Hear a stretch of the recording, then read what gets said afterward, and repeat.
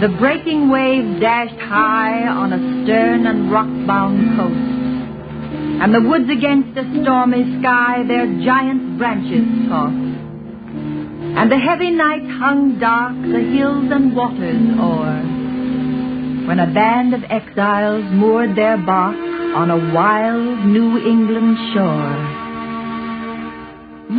You are listening to the voice of Agnes Moorehead reading The Landing of the Pilgrims by Felicia Hemans, a page from our special Thanksgiving Day edition of Anthology.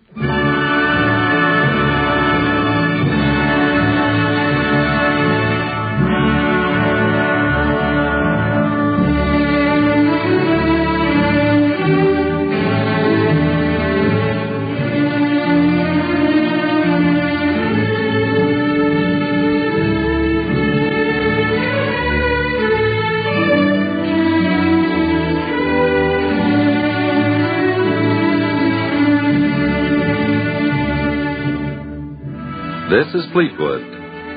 Every Sunday evening at 6:30, WRCA, in cooperation with the Poetry Center of the YM and YWHA, 92nd Street and Lexington Avenue in Manhattan, brings you Anthology, a selection of readings from poets, past and present, and the music to accompany their poetry. This Sunday, Poetry for Thanksgiving.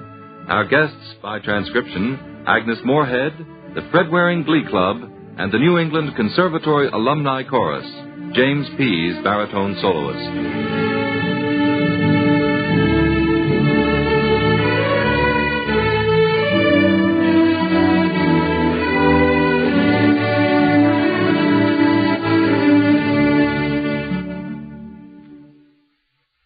Since Thanksgiving is a season of reunion, a season when we give thanks for the bounty of our table, the peace and comfort of our home, we'd like to open today's program with Lydia Maria Child's beloved Thanksgiving Day. Or perhaps you remember the poem from your school days by the more familiar opening lines, "Over the river and through the woods to grandfather's house we'll go." The poem has been expanded by Frank Kunkel for the special holiday recording you'll hear. The music is by Harry Simeon. And so, if you'll join us, Fred Waring and the Pennsylvanians are waiting outside in the sleigh.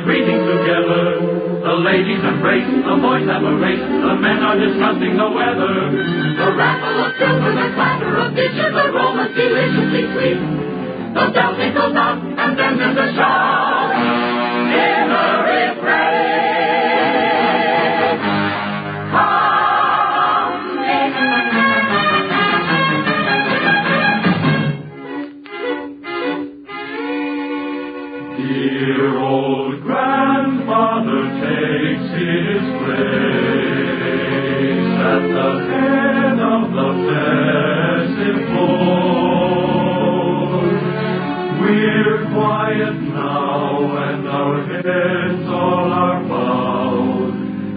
as grandfather speaks to the Lord. Our Father, we thank thee for thy bounteous goodness and thy generous blessing, both now and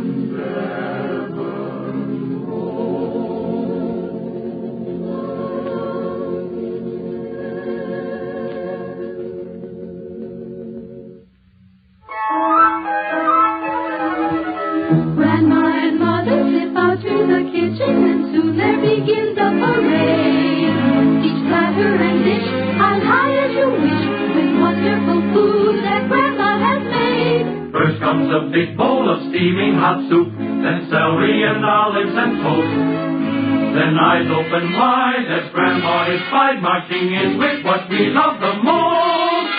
A turkey all stuffed with sausage and nuts, with sweet bacon strip on top of its breast, and a ham with cloves and jam and cranberry sauce and the rest. potatoes and vegetables cooked to a turn, and biscuits as light as the breeze. Gravy boats swimming and glasses are brimming with cider as much as you please. Though we hardly have space for the many good things and must pass up a few with a sigh, each nephew and niece save room for a piece of our grandmother's pie, good pumpkin pie.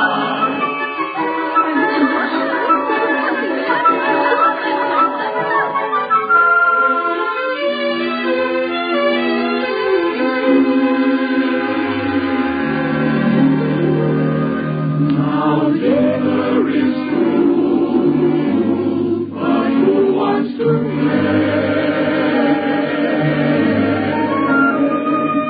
Who wants to run? Or who wants to rest? On Grandfather's lap, curled up for nap, our dear cousin John and sweet little Grace. Grandpa unbuttons his vest. In a moment we all hear him snore. Though early today, we all were so gay. We can't stay awake.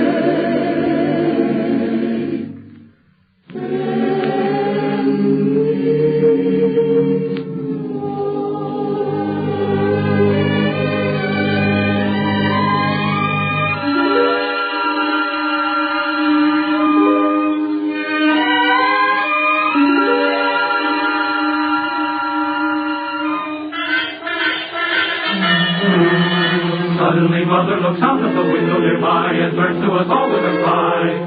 It's starting to snow, I think we should go, or the drift may pile up too high. Father arises and goes to the barn to harness the faithful obey. We put on our caps and button our wraps, we all bundle up and get into the sleigh. Back over the river and through the woods, home from Grandma's we ride. The horse runs along, everything is long, as over the snow we glide. Then as we turn at the bend of the road, we hear Mother happily say, we've had enough tears to last us all year, our day. Such a wonderful day. It's so nice that Grandmother's home on Thanksgiving Day. It's okay, and the place I know I understand for Thanksgiving Day.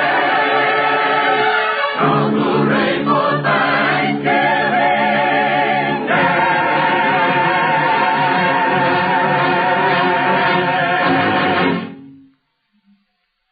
There have been quite a few changes since those days, since the era of the sleigh, mittened hands, frost blue noses. Yesterday, the Thanksgiving Day dinner required weeks of preparation. Today, in this age of streamlined cookery, it's only a matter of minutes from the deep freeze to the dining room table. Many old Thanksgiving Day traditions have been stored away upstairs in the attic or between the pages of the family album. all the warm, casual little customs remembered only by the very old. Yes, much of the tradition of the holiday has been lost down through the years, but one story will never be forgotten. The story of the Pilgrims, who were the first to celebrate this happy holiday. We'd like to tell their story again for you today. The story of Thanksgiving.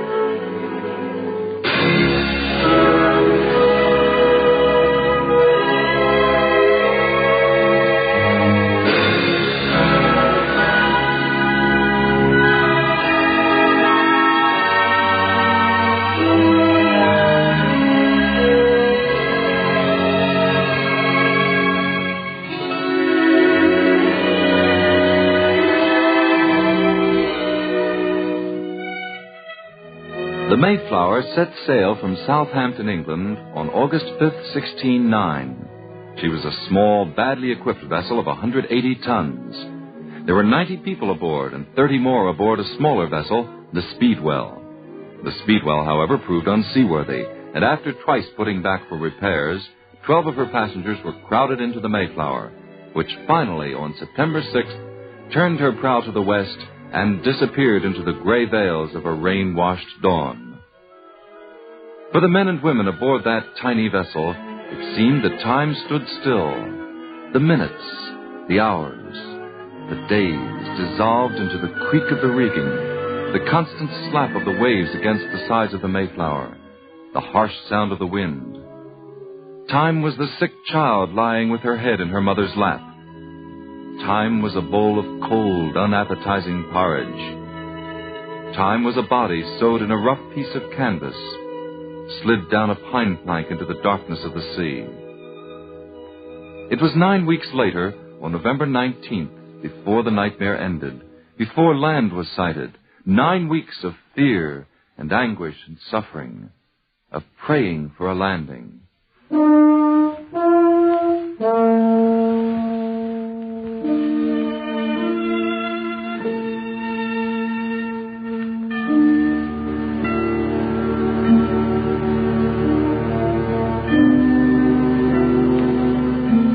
The breaking waves dashed high on a stern and rock-bound coast, and the woods against a stormy sky their giant branches tossed, and the heavy night hung dark the hills and waters o'er, when a band of exiles moored their bark on a wild New England shore.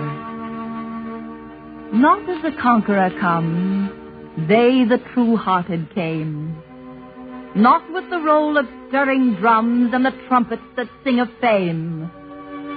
Not as the flying come, in silence and in fear. They shook the depths of the desert's gloom with their hymns of lofty cheer. Amidst the storm they sang, and the stars heard, and the sea, and the sounding aisles of the dim woods rang to the anthem of the free. The ocean eagle soared from his nest by the white waves foam, and the rocking pines of the forest roared. This was their welcome home. There were men with hoary hair amidst that pilgrim band. Why had they come to wither there, away from their childhood's land? There was woman's fearless eye lit by her deep love's truth. There was manhood's brow serenely high, and the fiery heart of youth. What thought they thus afar? Bright jewels of the mine, the wealth of seas, the spoils of war. They sought a faith's pure shrine. I call it holy ground, the soil where first they trod. They left unstained what there they found, freedom to worship God.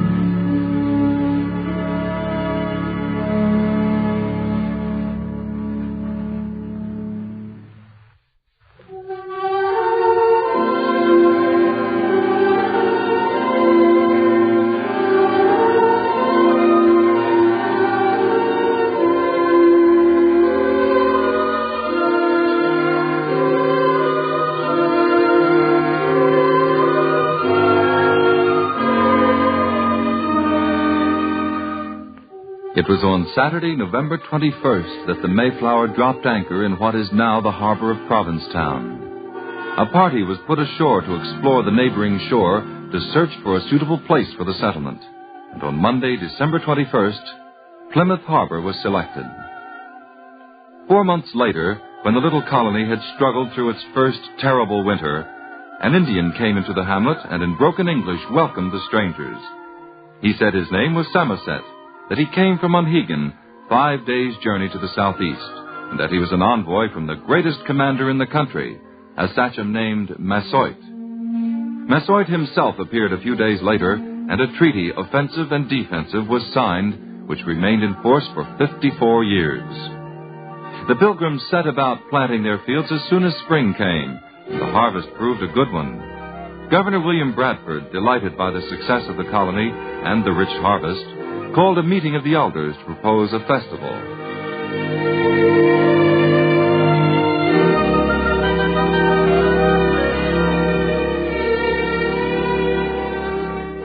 And now, said the governor, gazing abroad on the piled-up store of the sheaves that dotted the clearings and covered the meadows o'er, 'tis meet that we render praises because of this yield of grain. 'Tis meet that the Lord of the harvest be thanked for his sun and rain. And therefore I, William Bradford, by the grace of God today and the franchise of this good people, Governor of Plymouth, say, through virtue of vested power, ye shall gather with one accord, and hold in the month of November thanksgiving unto the Lord. He hath granted us peace and plenty, and the quiet we've sought so long. He hath thwarted the wily savage, and kept him from wrack and wrong. And unto our feast the sachem shall be bidden, that he may know we worship his own great spirit, who maketh the harvests grow. So shoulder your matchlocks, masters, there is hunting of all degrees. And fishermen, take your tackle, and scour for spoil the seas. And maidens and dames of Plymouth, your delicate crafts employ to honor our first Thanksgiving, and make it a feast of joy. We fail of the fruits and dainties, we fail of the old home cheer. Ah, these are the lightest losses mayhap that befall us here, but see in our open clearings how golden the melons lie. Enrich them with sweets and spices, and give us the pumpkin pie. So bravely the preparations went on for the autumn feast. The deer and the bear were slaughtered. Wild game from the great to least was heaped in the colony cabins. Brown home brew served for wine, and the plum and the grape of the forest for orange and peach and pine. At length came the day appointed. The snow had begun to fall. But the clang from the meeting-house belfry rang merrily over all, and summoned the folk of Plymouth, who hastened with glad accord to listen to Elder Brewster as he fervently thanked the Lord. In his seat sat Governor Bradford, men, matrons, and maidens fair. Miles Standish and all his soldiers with corselet and sword were there. And sobbing and tears and gladness had each in its turn the sway, for the grave of sweet Rose Standish o'ershadowed Thanksgiving Day.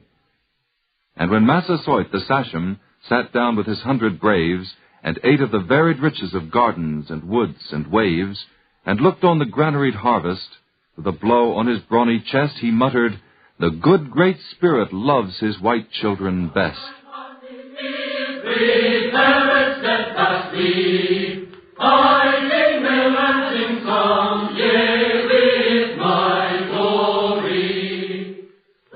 The Landing of the Pilgrim Fathers, read by the distinguished Hollywood star, Miss Agnes Moorehead, and the poem, The First Thanksgiving, by Margaret Junkin Preston. Oh, I will be confessed of wholesome love, and in the nations I will be praised with song. The earliest poetry came to America with the Pilgrims as the Ainsworth Psalter. Henry Ainsworth, a member of the Pilgrim sect, fled from England to Amsterdam in 1593. A learned biblical scholar and teacher, he translated the Psalms from the Hebrew and then turned his translations into verse, form which he set to music. This work, called the Book of Psalms, became known as the Ainsworth Psalter and served as the religious music of the Pilgrims for many, many years. The Pilgrims sang in unison and without accompaniment. They believed, as did John Calvin, that the sole purpose of sacred music was the worship of God, and that organ music was a distraction from the prime purpose. From the Ainsworth Psalter, we'll hear 3 psalms for the Thanksgiving season. Psalm 23, Jehovah feedeth me, I do not lack. Psalm 34, In all time bless the Lord. And Psalm 100, Show to Jehovah all the earth. They will be sung by the New England Conservatory Alumni Chorus, conducted by Lorna Cook de Varon. James Pease, baritone soloist. Jehovah feedeth me, I shall not lack. In grassy folds He down doth make me lie. He gently leads me, quiet waters by. He doth prepare my soul for His name's sake.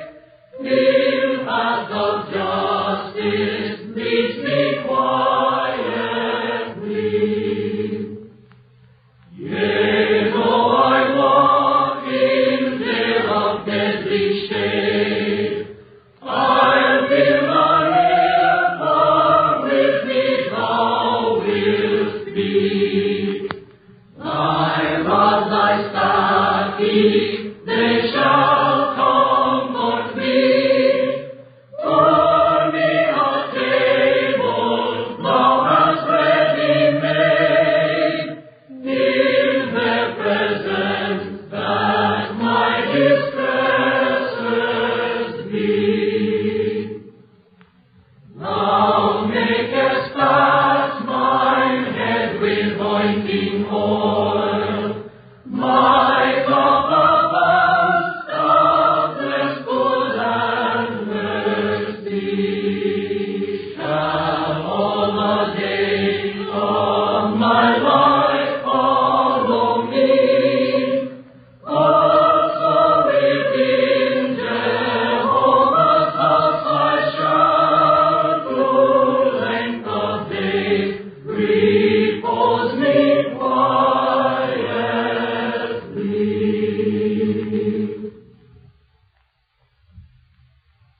In all time bless the Lord will I, His praise within my mouth alway. My soul shall in the Lord glory, the meek shall hear and joy shall say. Oh, magnify the Lord with me, His name together extol we. Lions are in penury stand, and they do hunger greedy be. But any good shall they not want, that seekers of Jehovah be. Come, children, unto me, give ear. I will you learn Jehovah's fear. Who is the man that life doth will? Who is the man that life doth will? That loveth days good for to see. That loveth days good for to see. Refraining keep thy tongues from ill. Refraining keep thy tongues from ill. Thy lips from speaking fallacy. Thy lips from speaking fallacy. Do good and evil quietest too. Do good and evil quietest you. Seek peace and after it pursue. Seek peace and after it pursue. The Lord's eyes to the just His ears attend unto their outcry. The Lord's face is against evil doers, to raise on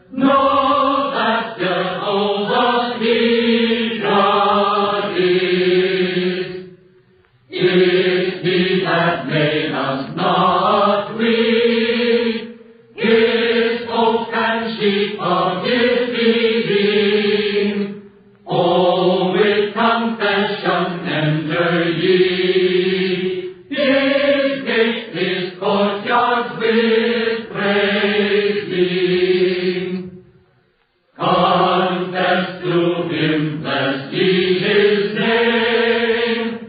Because Jehovah he good is, his mercy ever is the same, and his faith unto all ages.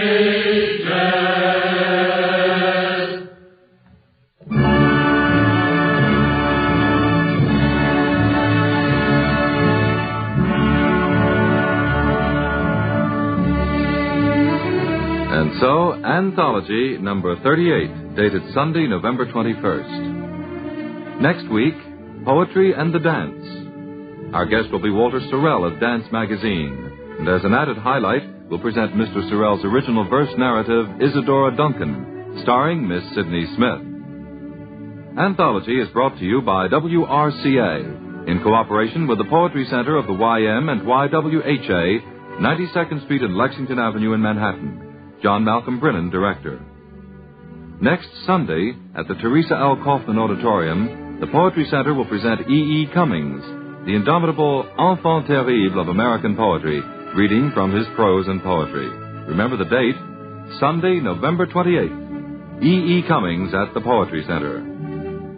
Anthology is produced by Steve White, written and directed for WRCA by Draper Lewis. Until next Sunday, this is Fleetwood wishing you good luck and good reading.